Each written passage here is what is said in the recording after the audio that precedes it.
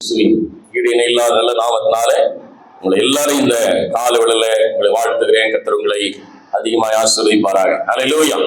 கடந்த வாரத்தில் வாசித்த வேத வசனத்தை நாம் திரும்பமாக வாசித்து தொடர்ந்து கர்த்தருடைய வார்த்தையை நாம் தியானிக்க போகிறோம். சங்கீதத்தின் புஸ்தகம் 33வது சங்கீதம் 6வது வசனத்தை வாசிக்கலாம். சங்கீதத்தின் புஸ்தகம் 33வது சங்கீதம் 6வது வசனம். கர்த்தருடைய வார்த்தையினால் வானங்களும் அவருடைய வாயின் சுவாசத்தால் அவர்களின் சர்வ சேனையும் உண்டாக்கப்பட்டது. அல்லேலூயா. இந்த வார்த்தை திரும்பவும் உங்களுக்கு இதை ஞாபகப்படுத்தும்படி விரும்புகிறேன். தேவனுடைய வார்த்தை வல்லமை உள்ளது. தேவனுடைய வார்த்தை அபிஷேகம் உள்ளது. தேவனுடைய வார்த்தையானது இந்த ஜீவ புஸ்தகத்தில் எழுதப்பட்டிருக்கிற தேவனுடைய வார்த்தையானது ஜீவன் இருக்கிறது. ஏனென்றால் இந்த வார்த்தைக்குள்ளே யார் இருக்கிறார் என்றால் வார்த்தையாகிய கடவுளாக இயேசு கிறிஸ்து இருக்கிறார். அல்லேலூயா. இந்த வார்த்தை நமக்குள் இருக்கிறது. ஏனென்றால் நமக்குள் இருக்கிறது ஜீவ ஆத்மா, ஜீவன், தேவ ஆவி எனக்குள் இருக்கிறபடினால ஆதியாகம புஸ்தகம் 1ஆம் அதிகாரம் 3ஆம் வசனத்துல வாசித்தது போல அங்கே ஜலத்தின் மேல் தேவ ஆவியானவர் என்ன செய்து கொண்டிருந்தார்? அசைவாடி கொண்டிருந்தார். எனக்குள்ள ஆவியானவர் இருக்கிறதுனால இந்த ஆவியாக இருக்கிற எனக்குள்ள இருக்கிற ஆவியானவருடைய வார்த்தையை கொண்டு, தேவனுடைய வார்த்தையை கொண்டு நான் பேசும்போது, அதை நான் சொல்லும் போது எனக்கு அது உண்டாகிறது, அது எனக்கு கிடைக்கிறது, அது எனக்கு ஆசீர்வாதத்தை கொடுக்கிறது, அது எனக்கு நன்மையை கொடுக்கிறது, அது எனக்கு சமாதானத்தை கொடுக்கிறது, அது எனக்கு விடுதலையை கொடுக்கிறது. அல்லேலூயா. யார் ஒருவன் தேவனுடைய வார்த்தையை விசுவாசிக்கிறானோ, அதை விசுவாசத்தோடு சொல்றானோ, அது அவனுக்கு உண்டாகிறது. அல்லேலூயா. உண்டாகிறது, உண்டாகிறது, கிடைக்கிறது, அது கிடைக்கிறது. தேவனுடைய வார்த்தை நமக்கு உண்டாக செய்கிறது. அல்லேலூயா. ஏன் ஞாயிற்றுக்கிழமை ஆராதனைக்கு வரோம்? இங்க தேவனுடைய வார்த்தையை பெற்றுக் கொள்வதற்காக. அல்லேலூயா. தேவனுடைய ரேமாவாகிய தேவனுடைய வசனத்தை பெற்றுக் கொள்வதற்காக. அல்லேலூயா. ரேஷன் கடையில 3 மாசம் நீங்க தொடர்ச்சியா ரேஷன் வாங்கலைன்னா உங்க ரேஷன் கார்டு என்ன ஆயிடும்? கேன்சல் ஆயிடும். அல்லேலூயா. ஆனா ஆண்டவர் நீங்க ஞாயிற்றுக்கிழமை ஆராதனைக்கு வராம இருந்தா கூட உங்க மேல ஆண்டவர் பொறுமையா சகித்து கொண்டே இருக்கிறார். அவர் கிருபை உள்ள தேவனாய் இருக்கிறார். அல்லேலூயா. கிருபை பெருகுவதால் பாவம் செய்யலாமோ கூடாதே என்று வேதம் சொல்கிறது. அல்லேலூயா.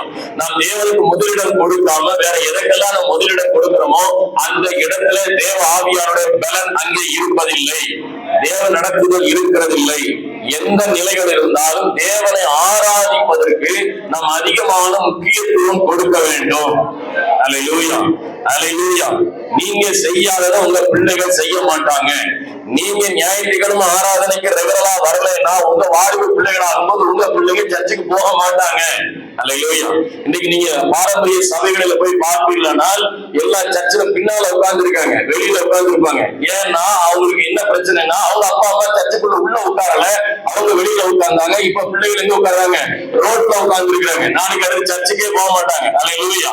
இன்னைக்கு நீங்க கர்த்தருக்குள்ள நடத்தப்படும் போதுதான் உங்க பிள்ளைகள் கர்த்தருக்குள்ள நடத்தப்படுவார்கள். அல்லேலூயா. நீங்க தேவனை தேடும் போது உங்க பிள்ளைகள் கர்த்தரை தேடுவாங்க.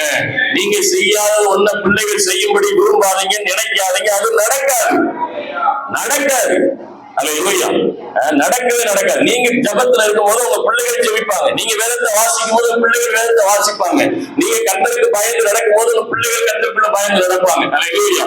நீங்களே பொய் சொல்லுகிறவர்களாகவே, நீங்களே திருடுகிறவர்களாகவே, நீங்களாகவே எல்லா பாவங்களையும் செய்கிறவர்களாக இருப்பீர்களானால் உங்க பிள்ளைகளும் அதைத்தான் செய்யும். உங்க பிள்ளைகளிடத்தில் நல்ல குணங்களை எதிர்பார்க்காதீர்கள். எல்லாம் நீங்கள் செய்யாததை உங்கள் பிள்ளைகள் செய்யும்படி விரும்பாதீர்கள். இயேசு கிறிஸ்து சொன்னதை அவர் செய்தார். பிதா சொன்னதை இயேசு கிறிஸ்து செய்தார். இயேசு கிறிஸ்து செய்வதை நம்மை செய்யும்படி அவர் ஊக்கப்படுத்துகிறார். அல்லேலூயா. அல்லேலூயா. பவுல் தான் சொல்கிறார், நான் கிறிஸ்துவை பின்பற்றுகிறது போல நீங்களும் என்னை பின்பற்றுகிறவர்களாக என்ன ஃபாலோ பண்ணுன்ற. இப்போ உங்களை பார்த்து சொல்ற உங்களை உங்க பிள்ளைகள் ஃபாலோ பண்ணுவாங்களா? கரெக்டா இருக்குமான்னு யோசிச்சு பாருங்க. நாம் எந்த விதத்தில் இருக்கிறோம்?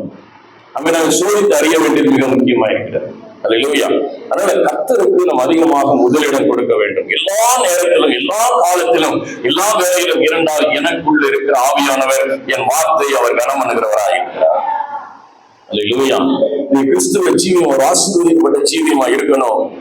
கிறிஸ்துவ பிள்ளைகள், தேவனுடைய பிள்ளைகள், தேவனுடைய நன்மையை பெற்ற பிள்ளைகளா இருக்கணும். கிறிஸ்துவ பிள்ளைகள் தரித்திரனா இருக்கிறத கர்த்தர் விரும்பல. உங்க குடும்பத்துல தலைக்கணும் வியாதி, கண்ணீர், துக்கம் இருக்கிறத கர்த்தர் விரும்பல. நீங்க சுகமா இருக்கிறது கர்த்தர் விரும்புகிறாரு. நீங்கள் ஆசீர்வதிக்கப்பட்டு இருக்கிறது கர்த்தர் விரும்புகிறாரு. நீங்க மேன்மையா இருக்கிறது கர்த்தர் விரும்புறாரு. நீங்கள் விடுதலோடு இருக்கிறது கர்த்தர் விரும்புகிறாரு. அல்லேலூயா. எதிர் வீட்டுக்காரன் நீ சுவிசேஷம் சொல்றதை காட்டி நீ வாழ்ந்து காட்டு அவன் இயேசுவை பின்பற்றுவதால் மாறுவான். அல்லேலூயா, அல்லேலூயா. நம்முடைய நடக்கைகளினாலே அநேகரை ஆதாயப்படுத்த முடியும். அதற்கு நாம் சாட்சியுள்ளவர்களா இருக்க வேண்டும். தேவனுடைய வார்த்தை எனக்குள்ளிருந்து புறப்பட்டு வர வேண்டும். எனக்குள்ளிருந்து புறப்பட்டு வருகிற தேவனுடைய வார்த்தை வல்லமை உள்ளது என்பதை வேதம் நமக்கு கற்றுக் கொடுக்கிறது. இந்த வார்த்தை சும்மா அனுப்பப்படலை. அந்த வார்த்தை எதற்காக அனுப்பப்பட்டதோ அந்த வார்த்தை அதை நிறைவேற்றுவதற்கு வல்லமை உள்ள வார்த்தை இந்த வார்த்தை என்று சொல்லப்படுகிறது. இந்த வார்த்தையை நாம் எவ்வாறாக கனமன்னர்களா இருக்கிறோம், இந்த வார்த்தையை நாம் எவ்வாறாக கனமன்னர்களா இருக்கிறோம் என்பதை குறித்து இந்த காலவெளியில் சுருக்கமாக கர்த்தருடைய வார்த்தையை நாம் தியானிக்க போறோம். மத்தேயு எழுதின சுவிசேஷம் 7வது அதிகாரம். மத்தேயு எழுதின சுவிசேஷம் 7வது அதிகாரம்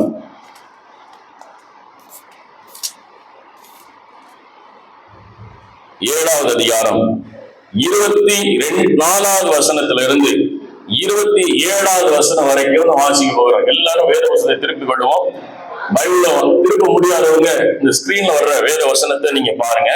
24வது வசனம். ஆகையால் நான் சொல்லிய இந்த வார்த்தைகளை கேட்டு இவைகளின்படி செய்கிறவன் எவனோ அவனே கன்மலையின் மேல் தன் வீட்டை கட்டின புத்தியுள்ள மனுஷனுக்கு ஒப்பிடுவேன்.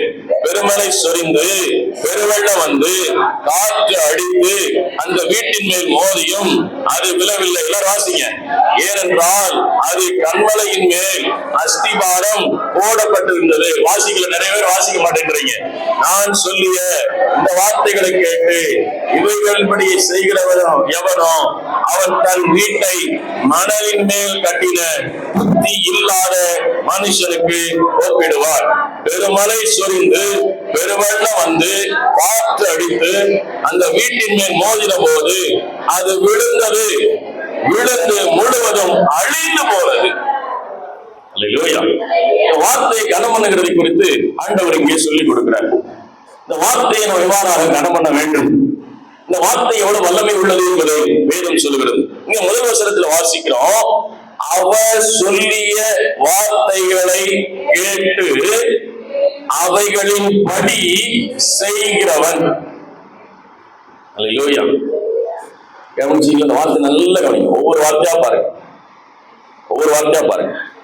நான் சொல்லிய இந்த வார்த்தைகளை கேட்டு அவைகளின்படி செய்கிறவன்.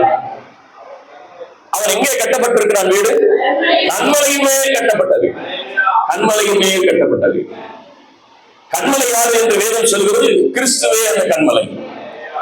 இயேசு கிறிஸ்துவின் மேலே நீங்கள் கட்டப்படுவீர்களானால், உங்க குடும்பம் கட்டப்படுமானால், உங்க வீடு கட்டப்படுமானால், உங்கள் தொழில், உங்க வியாபாரம், உங்க வேலை ஸ்தலம், உங்க பிள்ளைகள், உங்க மனைவி, உங்க புருஷன், உங்க பெற்றோர்கள் எல்லாமே கர்த்தராகிய இயேசு கிறிஸ்து என்ற அவர் மேல அஸ்திவாரம் போடப்பட்டிருக்குமானால், பெருமழை வரும், பெருங்காற்றடிக்கும், பெரும் புயல் வரும், மழை வரும், வெள்ளம் வரும், எது வந்தாலும் உங்களை அது சேதப்படுத்தாது.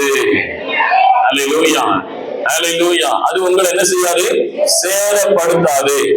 சில நேரங்களில் கிறிஸ்துவ ஜீவியத்துல சில உபத்திரங்கள் வழியாக கடந்து போக வேண்டியது அவசியமா இருக்கிறது. அல்லேலூயா. சில பாடுகளின் வழியாக கடந்து போக வேண்டியது அவசியமா இருக்கிறது. அப்போஸ்தலர் நடவடிக்கைகளின் புஸ்தகம் 14ஆம் அதிகாரம் 22வது வசனத்தை வாசிப்போமானால், அப்போஸ்தலர் நடவடிக்கைகளின் புஸ்தகம் 14வது அதிகாரம் 22வது வசனத்தை வாசிக்கலாம். 14:22. சரி. விசுவாசத்திலே நிலைத்திருக்கும்படி. சரி.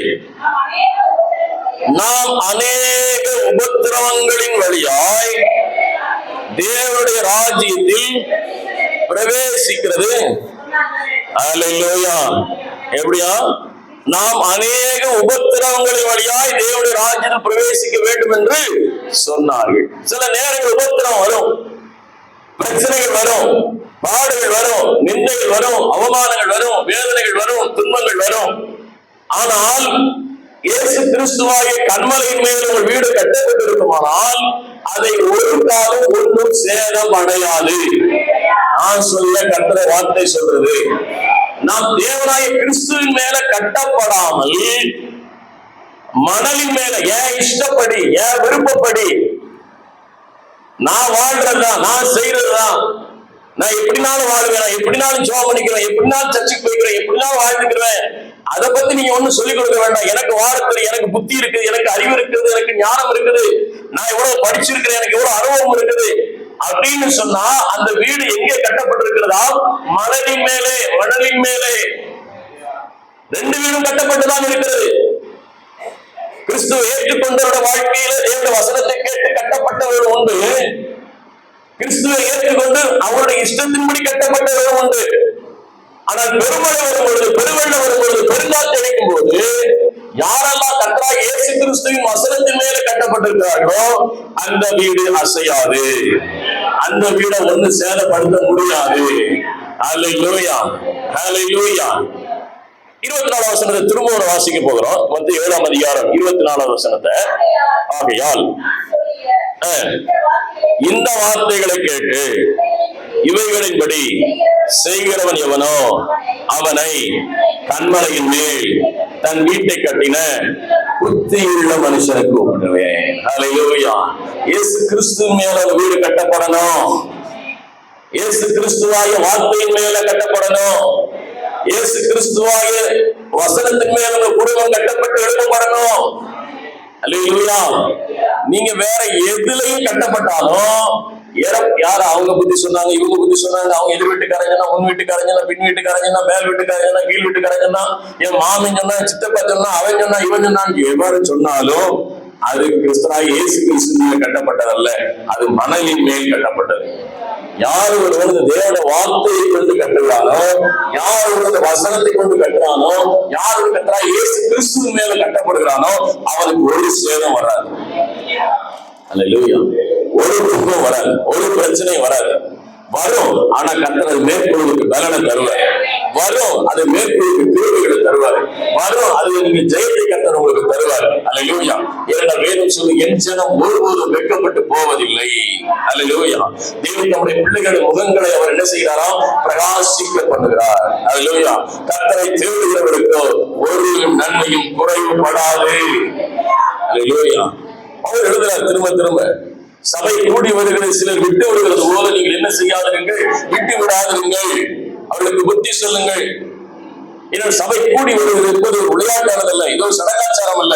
இங்கே தேவனுடைய வல்லமையின் பிரசன்னம் இருக்கிறது, தேவ ஆவியோட மகிமை இருக்கிறது, தேவ ஆவியோட விடுதலை இருக்கிறது, தேவ ஆவியோட ரட்சிப்பு இருக்கிறது, தேவ ஆவியோட சமாதானம் இருக்கிறது. வருகிற நாட்களுக்கு தேவையான பலன் இங்கே தான் இருக்கிறது. நீங்க ஹார்லிக்ஸை சாப்பிடுங்க, பூஸ்டை சாப்பிடுங்க, ஆப்பிள் பழமா தின்னுங்க, அதுல வராத பலன் இந்த தேவனுடைய வார்த்தையில இருக்கு. அல்லேலூயா.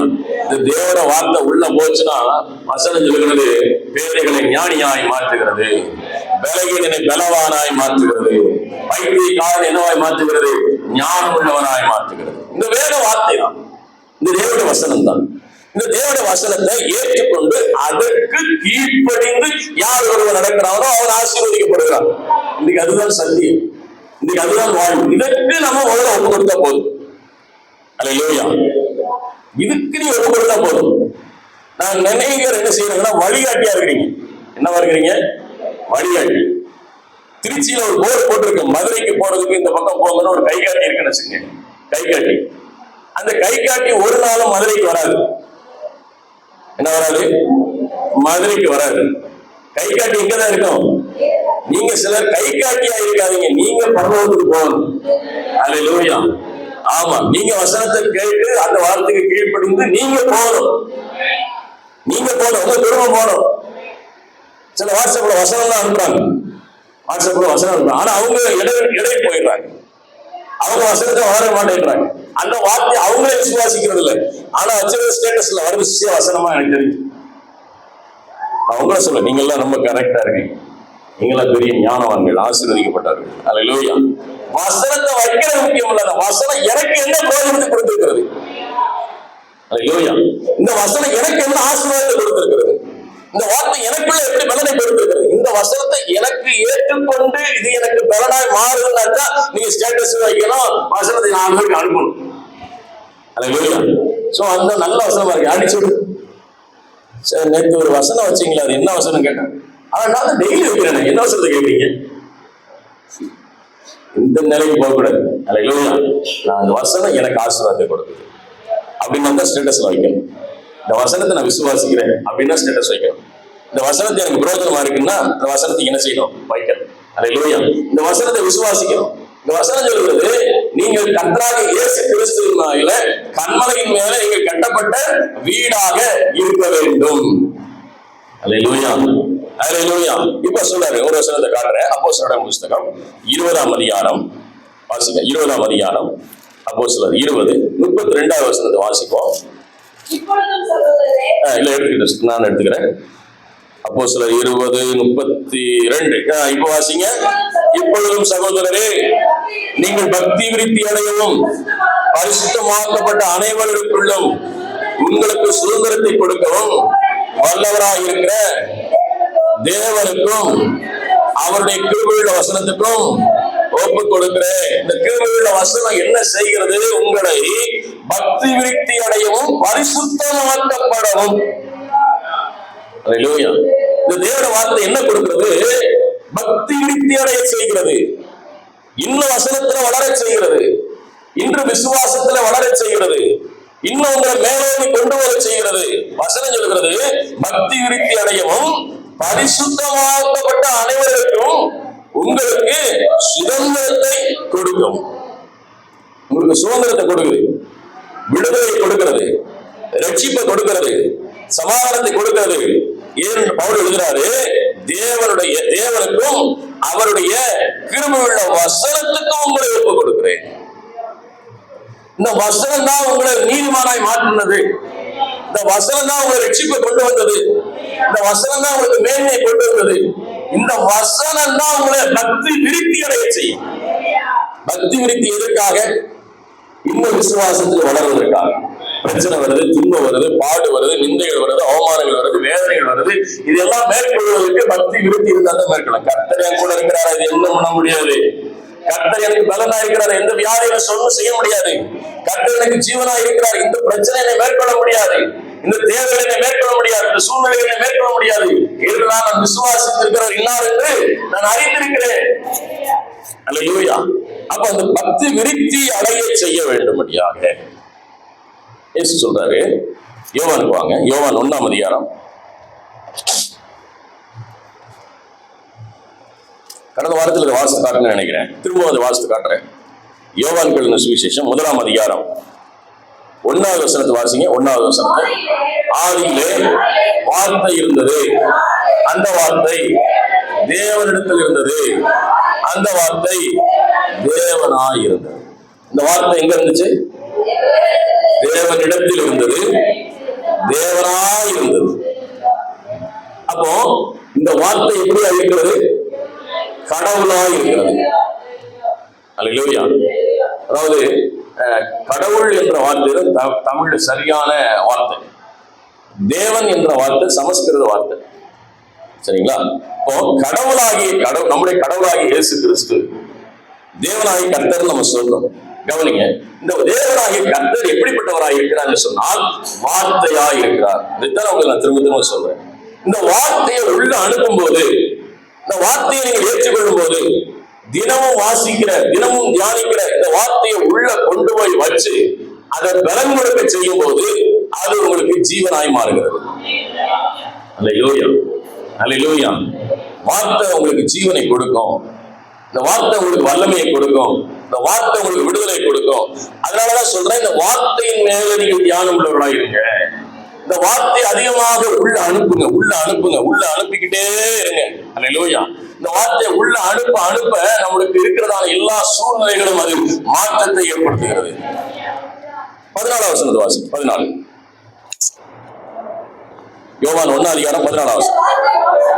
அந்த வார்த்தை மாமிசமாகி கிருபையினாலும் சத்தியத்தினால் நிறைந்தவராய் நமக்குள்ளே வாசம் பண்ணினார். அவருடைய மகிமையை கண்டோம். ஏற்ற மகிமையாகவே இருந்தது. இப்ப இந்த வசனம் என்ன சொல்றது? நான் 10வது வசனத்தை கவனிங்க. இந்த வார்த்தை கடவுளுடைய வார்த்தை, கடவுளாகிய வார்த்தை. இந்த கடவுளாகிய வார்த்தை எப்படி வந்திருக்கிறதாம்? மாமிசமாகி கிருபையினாலும் சத்தியத்தினாலும் நிறைந்தவராய் எங்கே இருக்கிறார்? எனக்குள்ளே இருக்கிறார். இந்த வார்த்தை எனக்குள்ளே இருக்கிறது. இந்த வார்த்தை எப்படிப்பட்ட வார்த்தை?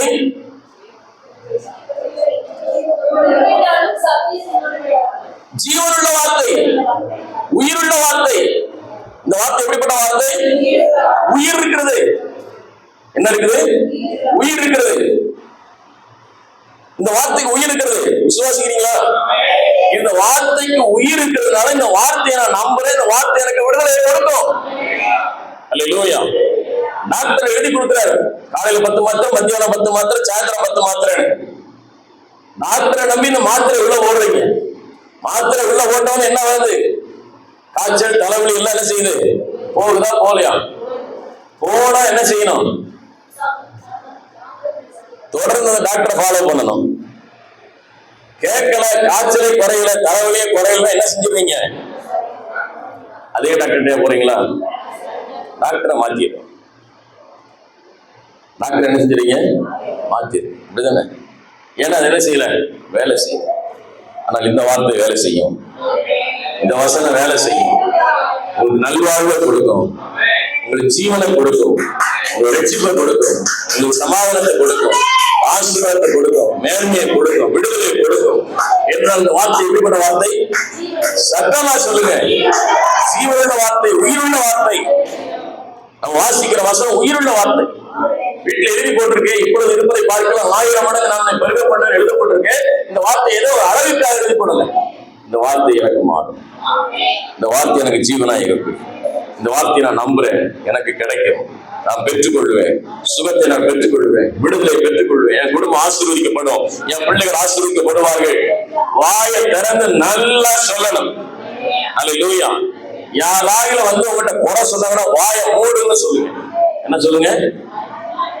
கதை கேட்காதீங்க. அப்படியோ அப்படியோ அப்படியோ அப்படி கதை கேட்க ஆரம்பிச்சீங்கன்னா உங்க விசுவாசம் குறைஞ்சு போயிடும். என்ன குறைஞ்சு போயிடும்? விசுவாசம் குறைஞ்சு போயிடும். விசுவாசம் பெருகணும்னா பக்தி விருத்தி உண்டானவர்களை குறித்து பேசணும். அல்லேலூயா. எல்லாரும் குறை சொல்றவங்க தான். என்ன நன்மை செஞ்சாலும் குறை சொல்றவங்க தான். குறை சொல்லுவாங்களா சொல்ல மாட்டாங்களா? நீ என்னதான் பார்த்தாலும், என்னதான் செஞ்சாலும், புருஷன் வீட்டுல என்னதான் பண்ணாலும், மாமியார் அவங்க அம்மாட்ட போய் புருஷனை பத்தி 4 குறை சொன்னாதான் அவங்களுக்கு ஆறுது. குறை சொன்னாதான் அவங்களுக்கு ஆறுதலா இருக்கு. குறை எல்லாருடைய வாழ்க்கையிலும் சொல்லிக்கிட்டே இருப்பாங்க. நிறைவை எப்போதும் பேச மாட்டாங்க, குறைவத்தான் சொல்லுவாங்க. இந்த குறை கேட்கிற ஆள்கிட்ட நீங்க இருந்தீங்கன்னா உங்க ஆத்மா கெட்டு போயிடும், உங்க ஜீவன் கெட்டு போயிடும், உங்க ஆளு கெட்டு போயிடும். அப்போ நிறைவாய் பேசுகிறவரோடு பேச ஆரம்பிக்க வேண்டும். அல்லேலூயா. நிறைவானது எங்க பேசுறாங்களோ அங்க நீங்க பேசணும். குறைவு இருக்கத்தான் செய்யும். அல்லேலூயா. குறைவு இல்லாத மனிதர்கள் எல்லாருடைய வாழ்க்கையிலும் குறைவு இருக்கும். அல்லேலூயா. நிறைவை நோக்கி நாம் ஓடிக்கொண்டிருக்கிறோம். நிறைவை நோக்கி நாம் பெற்றுக்கொள்ளத்தக்கதாக ஓடுகிறோம். இந்த ஓட்டத்துல சில குறைவுகள் இருக்கும்போது குறைவுகளை எண்ணி பார்க்காதபடி நிறைவாய் இருக்கிற தேவனை நோக்கி பார்ப்போம், நிறைவாய் இருக்கிற கர்த்தரை நோக்கி பார்ப்போம், நிறைவாய் இருக்கிற ஆண்டவரை நோக்கி பார்ப்போம். அல்லேலூயா. கடல்ல காற்று வரத்தான் செய்யும், புயல் அடிக்கத்தான் செய்யும்.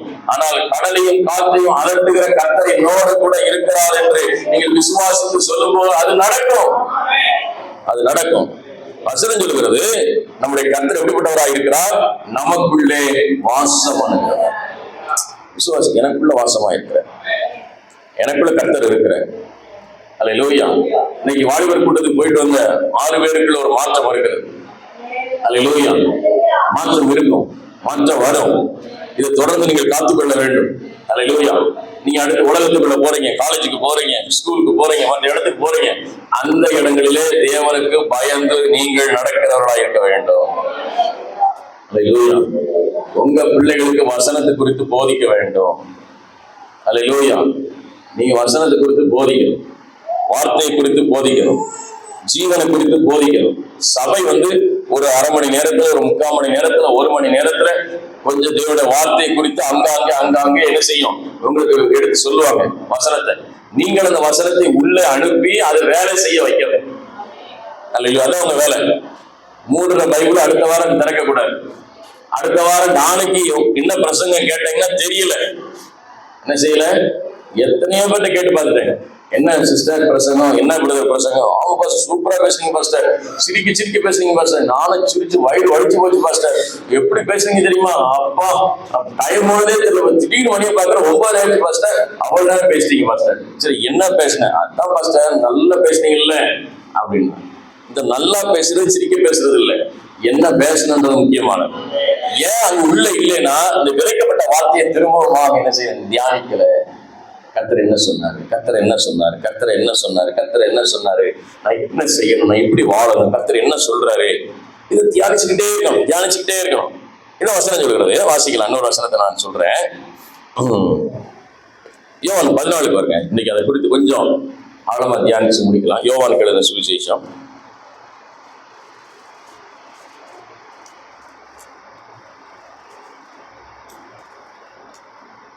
யோவான் 14:19 வசனத்தை வாசிங்க. எல்லாம் எடுத்துட்டீங்களா? இல்லை எடுத்தாச்சா? எடுத்துட்டீங்களா? இப்போ வாசிங்க 14:19. இன்னும் கொஞ்ச காலம் உலகம் என்னை காணாது, நீங்களோ என்ன செய்வீர்கள்? காண்பீர்கள். அல்லேலூயா. யோவான் 14:19 சொல்றாரு, இன்னும் கொஞ்ச காலத்திலே உலகம் என்னை காணாது, ஆனால் நீங்களோ என்னை காண்பீர்கள். இந்த வசனம் எதுக்கு சொல்றாரு அப்படின்னா, இந்த வசனத்தை எப்படி வச்சுக்கிட்டு வெளிப்படுத்தல் 19 வாங்க. வெளிப்படுத்தல் 19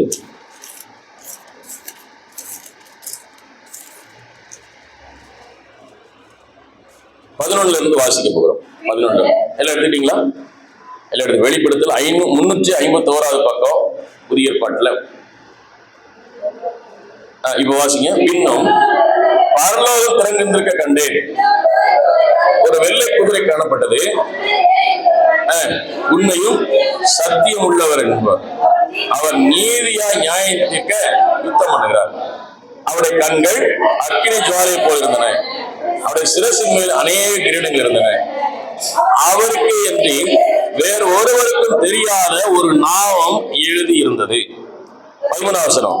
இரத்தத்தினால் தோய்க்கப்பட்ட வஸ்திரத்தை தரித்திருந்தார், அவருடைய நாமம் தேவனுடைய வார்த்தை என்பது. அவருடைய நாமம் என்னது? யார் இந்த நாமம்? இயேசு கிறிஸ்து. தேவனுடைய வார்த்தை, தேவனுடைய வார்த்தை, அதுதான் அவருடைய நாமம். இந்த தேவனுடைய வார்த்தை ஒவ்வொன்றும் இயேசு கிறிஸ்து வாழ்கிறார். இந்த புஸ்தகத்துல இருக்குமானால் அது புஸ்தகமாகத்தான் இருக்கும். என்றைக்கு அந்த புஸ்தகத்துல, வேத புஸ்தகத்துல எழுதப்பட்டிருக்கிற அந்த தேவனுடைய வார்த்தையை நான் ஏற்றுக்கொண்டு, நான் விசுவாசித்து, நான் அறிக்கை செய்கிறேனோ அது பலன் கொடுக்கிறது. அல்லேலூயா. விதை நீங்கள் வீட்டிலே வைத்திருந்தீர்களா, டப்பாவில் போட்டு வச்சிருந்தாலும் சரி, பாக்கெட்ல போட்டு வச்சிருந்தாலும் சரி, உள்ள ஒரு குதிரைக்குள்ள வச்சிருந்தாலும் சரி, ஒரு மூட்டைக்குள்ள வச்சிருந்தாலும் சரி, விதையாகத்தான் இருக்கும். என்றைக்கு அந்த விதையை நீங்கள் நிலத்திலே விதைக்கிறீர்களோ அது பலன் கொடுக்க ஆரம்பிக்கும். அல்லேலூயா. கவனிங்கள், நிலத்துல விதைக்காக அது பலன் கொடுக்காது. இயேசு சொன்னார், விதையானது செத்ததையாகி மிகுந்த பலனை கொடுக்கும், சாகாவிட்டால் என்ன செய்யாது? பலனை கொடுக்காது. அப்படிதானே? இப்ப தேவனுடைய வார்த்தை இந்த புஸ்தகத்துல இருக்குமானால் இந்த புஸ்தகம் புஸ்தகமாக தான் இருக்கும். கவனிங்க, உங்களுடைய வாழ்வுக்காக நான் பேசுகிறேன், உங்களுடைய வாழ்வு விடுதலைக்காக நான் பேசிக் கொண்டிருக்கிறேன். தேவனுடைய வார்த்தை, இந்த தேவனுடைய வார்த்தை புஸ்தகமாக இருக்குமானால் புஸ்தகமாக தான் இருக்கும். என்றைக்கு அந்த வேத புஸ்தகத்துல எழுதப்பட்டிருக்கிற வார்த்தையை நான் எடுத்துக்கொண்டு நான் என் வாயினால் அறிக்கை செய்கிறேனோ, நான் வெற்றி பெறத்தக்கதாக நான் பேசுறேனோ, அங்கே நான் வெற்றி பெறுகிறேன், அங்கே நான் ஆசீர்வதிக்கப்படுகிறேன். ஏனென்றால் வேதம் சொல்கிறது, இந்த தேவனுடைய வார்த்தை அவருடைய நாமம், இயேசுவின் நாமம் தேவனுடைய வார்த்தை, தேவனுடைய வார்த்தை, தேவனுடைய வார்த்தை. அல்லேலூயா. இப்போ தேவனுடைய வார்த்தை என்பது ஏனென்றால் 12 வாசிக்கிறோம், வேறு ஒருவருக்கும் தெரியாத ஒரு நாமமும் எழுதியிருந்தது. வேற யாருக்கு அந்த நாமம் கொடுக்கப்படலை. யார் கொடுக்கப்பட்டிருக்கிறது? இயேசு கிறிஸ்து என்ற ஒருவருக்கு, இயேசு கிறிஸ்து என்ற ஒருவருக்கு அந்த நாமம் கொடுக்கப்பட்டிருக்கிறது. அதான் யோவான் 1 வாசித்தோம், அந்த வார்த்தை மாமிசமாகி நமக்குள்ளே வெளிப்பட்டிருக்கிறது. இந்த வார்த்தையை எடுத்து, இந்த வசனத்தை எடுத்து நான் விசுவாசித்து நான் என்னைக்கு பேச ஆரம்பிக்கிறேனோ, என்றைக்கு நான் சொல்ல ஆரம்பிக்கிறேனோ, பிரச்சனையை பார்த்து நான் பேசுறேனோ, அங்கே எனக்கு ஜீவன் உண்டாகிறது, அங்கே எனக்கு பலன் உண்டாகிறது. அல்லேலூயா. மாத்திரை எதுக்கு சாப்பிடுறோம்? ஊசி எதுக்கு போடுறோம்? அது உள்ள போய் என்ன செய்யுது? என்ன வேலை செய்யுது? என்ன வேலை செய்யுது? என்ன வேலை செய்யுது? விலகினத்தை எடுத்து போடுதா? சரி, வேற என்ன வேலை செய்யுது? என்னங்க? ஜெம்ஸ்ல என்ன செய்யுது? கிருமி எல்லாம் அழிக்குதா? கரெக்ட். சொல்லுங்க சொல்லுங்க. தேவனுடைய மாத்திரை சாப்பிட்ட உடனே இந்த மாத்திரை போய் என்ன செய்யுது? அந்த கிருமிக்காக எதிர்த்து என்ன செய்யுது? போராடு. என்ன செய்யுது? போராடு. காய்ச்சல்னு ஒரு கிருமி இருக்குது, தலைவலின்னு ஒரு கிருமி இருக்குது, வயிற்று வலின்னு ஒரு கிருமி இருக்குதுன்னா, அந்த கிருமிக்கு இந்த மாத்திரை போய் என்ன செய்யுது? அது போராடி அதை என்ன செய்யுது? மேற்கொள்ளுது. புரியுதுங்களா உங்களுக்கு? என்ன செய்ய? உள்ள போய் சண்டை போட்டு அந்த கிருமியை அழிச்சு என்ன செஞ்சிருது? நல்ல சுகத்தை கொடுக்குது. உண்மைதானே? மாத்திரையை வெளியில வச்சிருந்தீங்கன்னா, உள்ள சாப்பிடாம வச்சிருந்தா சுகமாகுமா? நீங்க 1000 ரூபாய்க்கு வாங்கினாலும் சரி, நீ 5000 ரூபாய்க்கு மாத்திரை வாங்கினாலும் மாத்திரை அப்படியே இருந்துச்சுன்னா அது அப்படியே தான் இருக்கும். என்னைக்கு சாப்பிட்றீங்களோ அது எப்படி சாப்பிடணும்? டாக்டர் சொன்ன நேரத்தில் சாப்பிடணும். எப்ப சாப்பிடணும்? சாப்பாட்டுக்கு முன், சாப்பாட்டுக்கு பின் எழுதி கொடுத்துருக்காங்களா? காலையில் என்ன மாத்திரை சாப்பிடணும், மத்தியானம் என்ன மாத்திரை சாப்பிடணும், நைட் என்ன மாத்திரை சாப்பிடணும்னு என்ன செய்யணும்? சாப்பிடணும். என்னோட அண்ணன் இருந்தாரு, அவர் பாஸ்டர். அவருக்கு சுகர் இருக்குது. சுகர்னால் வெட்டி விளாசிடுவாரு பிரியாணி கேட்டா. நான் சொன்னேன், அண்ணே சுகர் வச்சுக்கிட்டு இந்த போடு போடுறீங்களே அப்படின்னு. இருப்பா, 2 மாத்திரை சேர்த்து சாப்பிட்டா சரியா போச்சு. இவங்களாவே டாக்டரா மாறிடும். இவங்களாவே என்ன செஞ்சுறது? 2 மாத்திரை சேர்த்து சாப்பிட்டுக்கிறோம், சரியா போயிடும். அப்ப என்ன நினைக்கிறாரு? ஒரு மாத்திரை சாப்பிட்டா ஒரு கொஞ்சம் வேலை செய்யுது, 2 மாத்திரை போட்டா என்ன செய்யுது? ரொம்ப வேலை செஞ்சு சோமாயின்னு நினைக்கிறேன். நான் சொல்றேன், இந்த தேவனுடைய வார்த்தை உள்ள அனுப்பும் போது பிசாசின் கிரியைகள், நமக்கு விரோதமாய் செயல்படுகிற ஆவிகள் அதை என்ன செய்யுது? துரத்துது. மாத்திரை உள்ள அனுப்புற உள்ள வேலை செய்யறது போல தேவனுடைய வார்த்தை உள்ள அனுப்பும் போது என்ன செய்யும்? அது வேலை செய்யும், வேலை செய்யும். சில நமக்கு தெரியாது. மாத்திரை எந்த இடத்துல நிற்கிற உங்களுக்கு தெரியுதா? எவ்வளவு கரைஞ்சிருக்கு நீங்க பாக்குறீங்களா? வேலை செய்ய ஆரம்பிச்சுச்சான்னு தெரியுதா? எதுவுமே தெரியும். உள்ள ஒரு வேலை நடந்துட்டு இருக்கானா? அல்லேலூயா. அதே போலதான் தேவனுடைய வார்த்தை உள்ள அனுப்பும் போது ஒரு வேலை நடந்துட்டே இருக்கும், தெரியாது. ஏற்ற நேரத்திலே, ஏற்ற காலத்திலே, ஏற்ற வேளையில கர்த்தர் அதை செய்து முடிக்கிறவராக இருக்கிறார். அல்லேலூயா, அல்லேலூயா. இன்னைக்கு அநேக கிறிஸ்தவர்கள் என்ன செய்யறதுன்னா, வார்த்தையை உள்ள அனுப்புறது இல்ல. எதை விசுவாசிக்கிறாங்கன்னா, பலகீனத்தை விசுவாசிக்கிறார்கள், இயலாமையை விசுவாசிக்கிறார்கள், பொருளாதார பிரச்சனையை விசுவாசிக்கிறார்கள். எதெல்லாம் எதிர்மறையா இருக்கோ அதை போல நம்புறாங்க. ஆனா எதை நம்ப மாட்டேன்றாங்க? இந்த தேவனுடைய வார்த்தையை நம்ப மாட்டேன்றாங்க. இந்த இயேசுவின் நாமத்தில் உங்களுக்கு சொல்றேன், இந்த தேவனுடைய வார்த்தையை ஏற்றுக்கொள்ளுங்கள். அதுதான் அவருடைய நாமம். இயேசுவின் நாமம் தேவனுடைய வார்த்தை.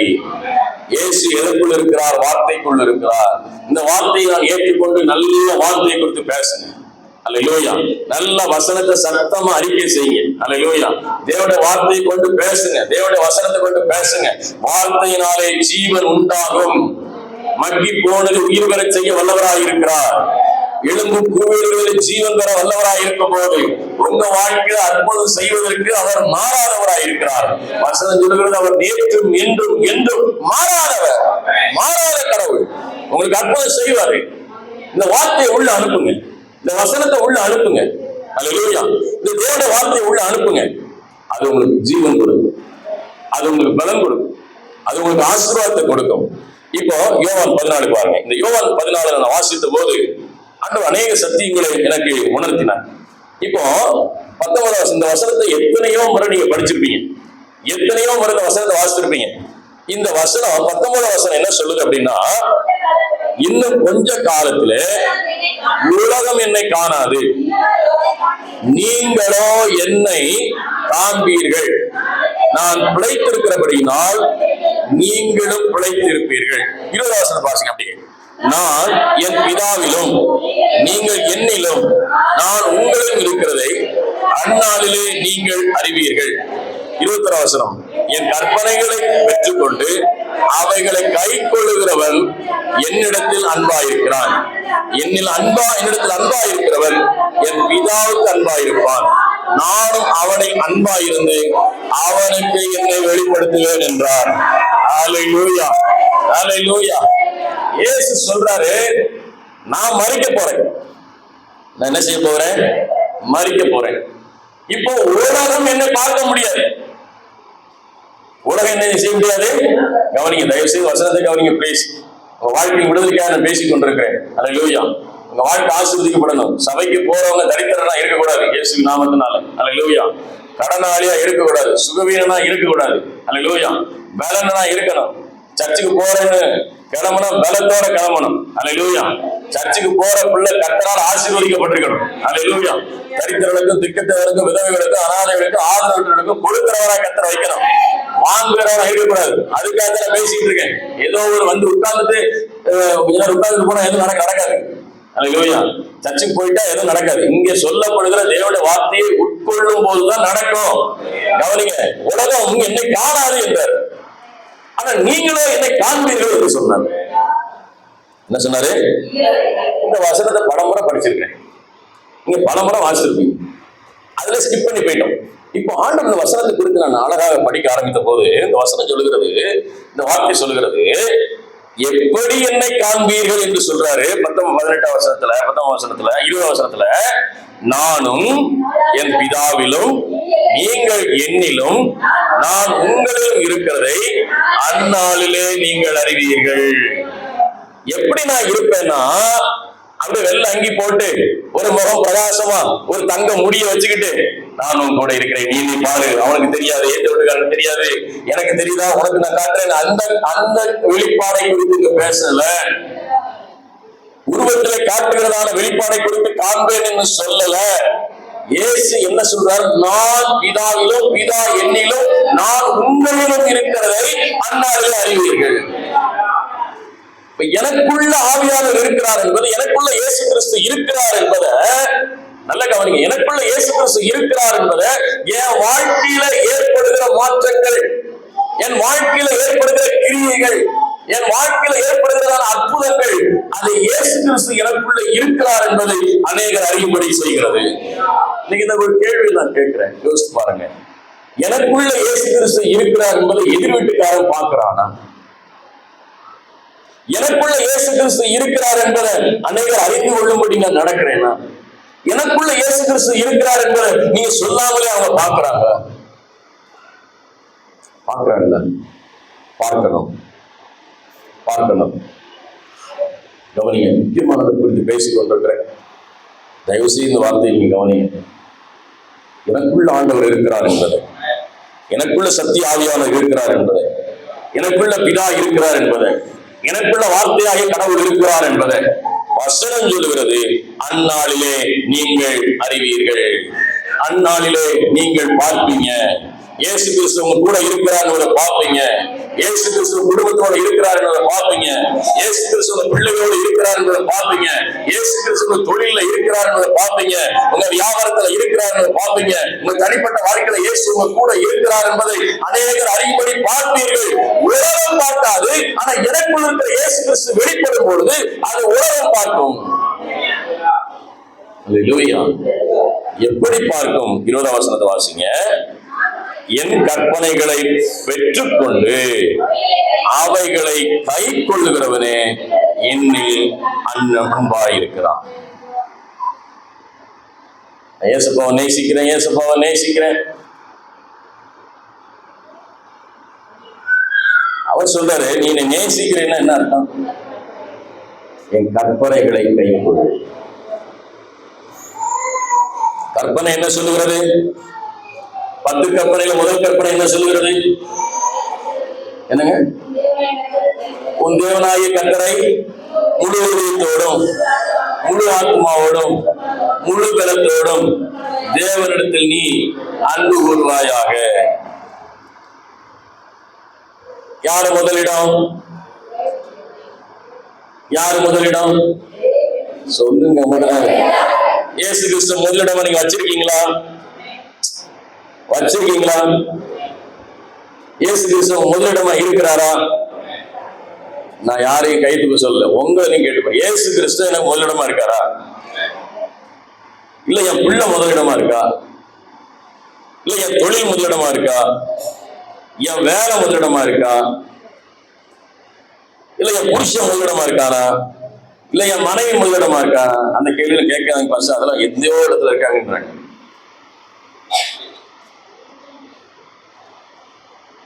எது உங்களிடம் முதலிடமா இருக்கு?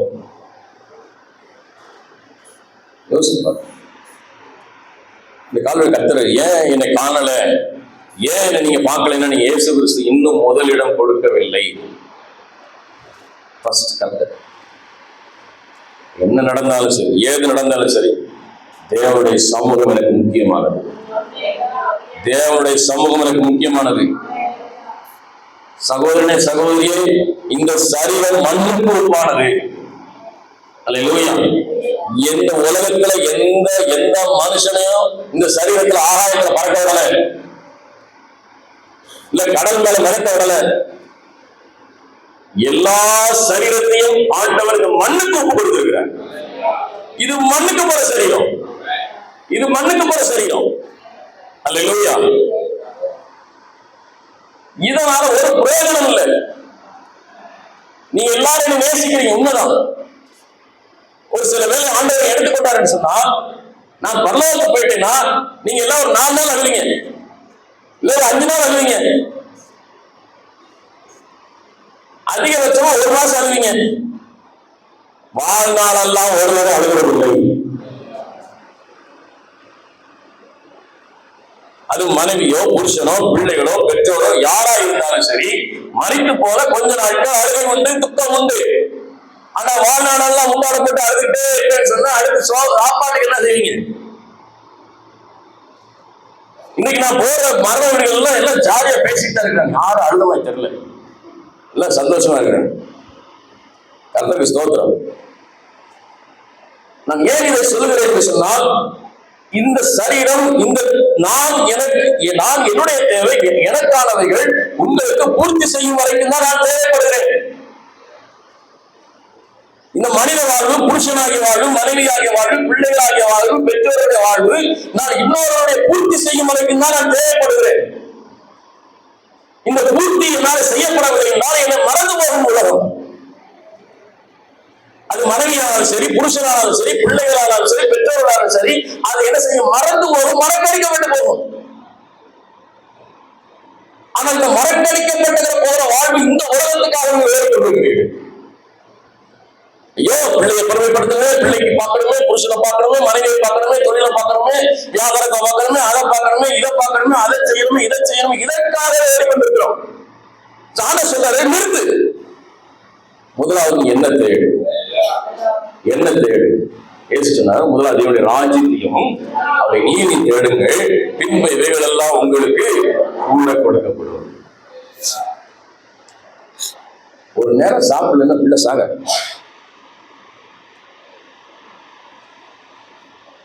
காய்ச்சல் 10 நாள் சாப்பிடாம தான் இருக்கு. என்ன இதை வச்சு என்ன உள்ள ப்ரெஷரா கொடுக்குறீங்க? இன்ஜெக்ஷன் வச்சு நீ சாப்பிடல, பலம் குறைஞ்சு போயிடும் அப்படின்னு உள்ள திணிக்கிறீங்களா? இல்லை. காய்ச்சல் 1 வாரம் படுத்தான் கிடக்குற, 1 மடங்கு கஞ்சி போனாலும் வாங்கி வந்துடுது. என்ன செய்ய போறீங்க? ஒரு வாரம்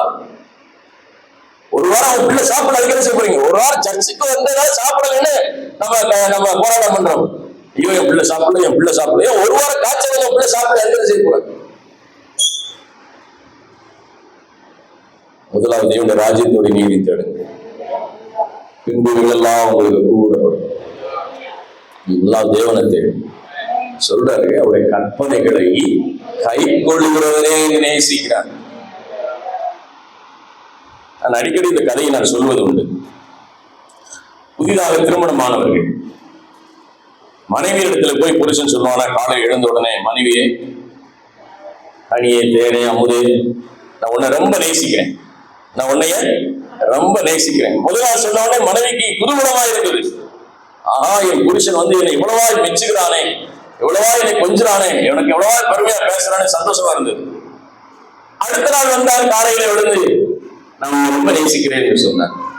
3ஆம் நாள் வந்து சொன்னா, நான் உன்னை நேசிக்கிறேன் என்று சொன்னான். 10 நாளாய் சொல்லுகிறேன், நான் உன்னை நேசிக்கிறேன், நான் உன்னை நேசிக்கிறேன். கேட்டு கேட்டு இந்த அம்மாவுக்கு போர் அடிச்சிச்சு. ஐயோ, நேசிக்கிறேன்னு ஏதாவது செய்யா, தலைப்பாக்கெட்டில் பிரியாணி வாங்கி குடியா, சும்மா நேசிக்கிறேன் நேசிக்கிறேன்ற ஒன்றும் வாங்கி தர மாட்டேங்கிறேன். இந்த உன்னை நேசிக்க, இயேசுவை நேசிக்கிறேன்னு சொல்றதெல்லாம் எதுவாக இருக்கிறது? வாயின் வார்த்தைகளாக இருக்கிறது. ஊத்திரம் வரும்போது, பாடுகள் வரும்போது, நிந்தைகள் வரும்போது, அவமானங்கள் வரும்போது, வேதனைகள் வரும்போது, துக்கம் வரும்போது நீங்க இயேசு கிறிஸ்துவாக நிற்கிறீங்களா? அவர் கற்பனைகளை கைக்கொண்டு நடக்கிறீங்களா? நான் கர்த்தருக்காக நிற்பேன் அப்படி நிற்கிறீங்களா? இன்னைக்கு வசனம் சொல்லுகிறது, அவருடைய கட்டளைகளையும் கற்பனைகளையும் கை கொள்ளுகிறவனே என்னிடத்துல என்ன இருக்கிறானா? அன்பா இருக்கிறான். என் பிதா அவனில் அன்பா இருக்கிறான், நானும் அவனில் அன்பா இருந்து அவனுக்கு வெளிப்படுத்துவேன். இயேசு வெளிப்படுவாரு. சொன்னார்ல, உலகம் என்னை பார்க்காத, நீங்க என்ன பார்ப்பீங்க? உலகம் என்னை பார்க்காத, நீங்க என்ன பார்ப்பீங்க?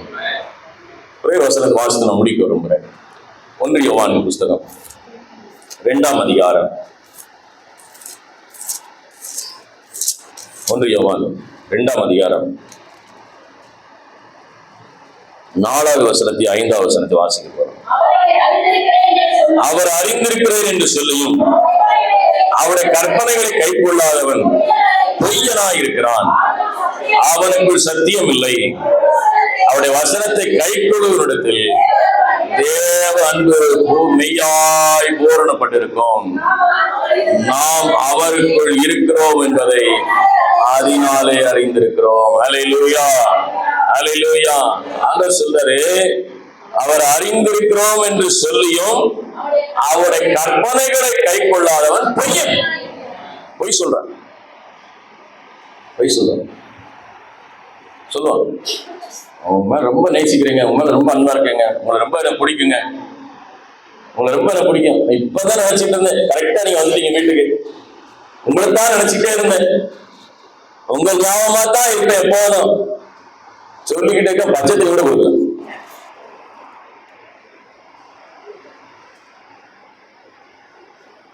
நேசிட்டு அப்படின்னு சொல்றீங்க, வந்து ஆராதனை, ஆண்டவரே உண்மையே நானே நேசிப்பேன், உண்மையே நானே நேசிப்பேன், ஹல்லேலூயா, உண்மையே நானே நேசிப்பேன். கறிக்கடைக்கு போன வாரம் கறி வாங்க நல்லா இல்லை, வேற கடையை பார்த்தோம். உண்மையே நானே நேசிப்பேன்.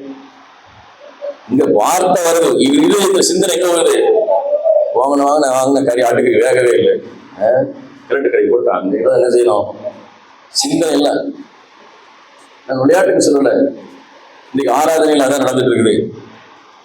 உண்மையை ஆராதிக்க முடியல, தேவனை தொழுது கொள்ள முடியல. விடுதலோடு கற்று ஆராதிக்கணும், விடுதலோடு தேவனை தொழுது கொள்ளணும்.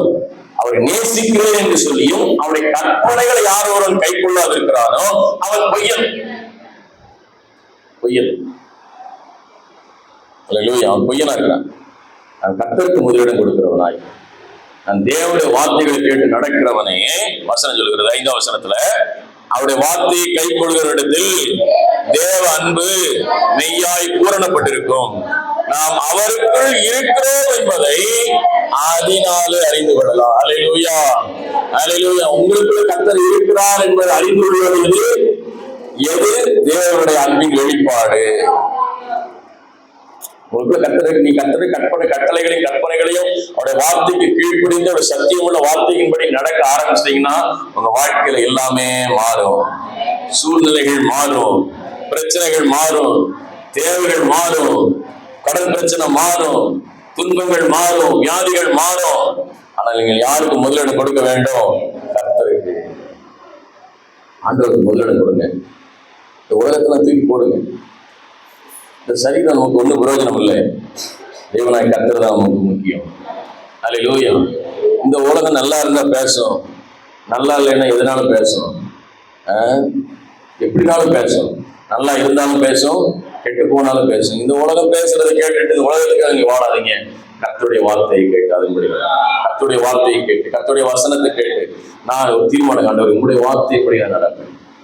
நான் இல்லை, நானும் என் குடும்பம் நடக்கும். நானும் என் குடும்பம் இல்லை, என்னை சார்ந்திருக்கிற கர்த்தருக்காக நிற்போம், வசனத்துக்காக நிற்போம், வார்த்தைக்காக நிற்போம். கர்த்தரை தேடுவதை குறைப்படாதீங்க. அது ஆண்டவருக்கு வேதனை உண்டாக்குகிறதா இருக்கிறது, ஆண்டவருக்கு துக்கத்தை ஏற்படுத்துகிறதா இருக்கிறது, ஆண்டவருக்கு மடிவை ஏற்படுத்துகிறதா இருக்கிறது. காலையில் ஆண்டவரே இந்த கற்பனைகளை கை கொள்றேன், ஆண்டவரே உங்களுடைய நாமத்தை மையப்படுத்துறேன். ஆண்டு சொல்றாரு, என் வார்த்தைகளை கேட்டு அவருபடி செய்கிறவன் இவனோ அவனே கண்மலையின் மேல் கட்டப்பட்ட வீடு. கரைகளை முடிச்சோம் அவன் ஆண்டோடு ஒப்பு கொடுத்து ஜெபிக்குமா? ஆண்டோடு ஒப்பு கொடுத்து ஜெபம். ஆண்டவரே இந்த காலைகளிலே என்னோட பேசின வார்த்தைகள் தியானங்கள், நான் எந்தெந்த இடத்துல தேவனுக்கு முதலிடம் கொடுக்காம நான் உலகத்துக்கு முதலிடமா வச்சிருக்கேன். நீங்க தொழில வச்சிருக்கீங்களா, வியாபாரத்தை வச்சிருக்கீங்களா, இல்ல குடும்பத்தை வச்சிருக்கீங்களா, இல்ல புருஷன் வச்சிருக்கீங்களா, இல்ல மனைவி வச்சிருக்கீங்களா, இல்ல பிள்ளைகளை வச்சிருக்கீங்களா? தேவனுக்கு முதலிடம் கொடுக்காம தேவனை தேடாம நீங்க எதை முதலிடமா வச்சிருக்கிறீங்களோ நீங்க ஆண்டவர் சமூகத்தில் ஒப்பு கொடுத்து ஜெபிக்க போகணும். எல்லாம் ஜெபம் பண்ணுவோம். ஹல்லேலூயா, ஹல்லேலூயா, ஹல்லேலூயா, ஹல்லேலூயா, ஹல்லேலூயா. நன்றி ஆண்டவரே, நன்றி ஆண்டவரே, நன்றி ஆண்டவர். ஒப்பு கொடுப்போம். நாளை ஒரு மனதின் முதலோடு போக போறோம். இந்த சரீரம் மண்ணுக்கு ஒப்பானது. இந்த உலகத்தின் உறவுகள் எல்லாம் நம்மை விட்டு மறந்து போடக்கூடியது, மறக்கக்கூடியது. இயேசு கிறிஸ்து நமக்காக ஜீவன் தந்தார். உங்க மனைவர்களுக்காக ஜீவன் கொடுப்பதில்லை, ஒரு புருஷர்களுக்காக ஜீவனை கொடுப்பதில்லை, உலகங்களுக்காக ஜீவனை கொடுப்பதில்லை. இயேசு கிறிஸ்து தான் உங்களுக்கு ஜீவனை கொடுத்தார். இயேசு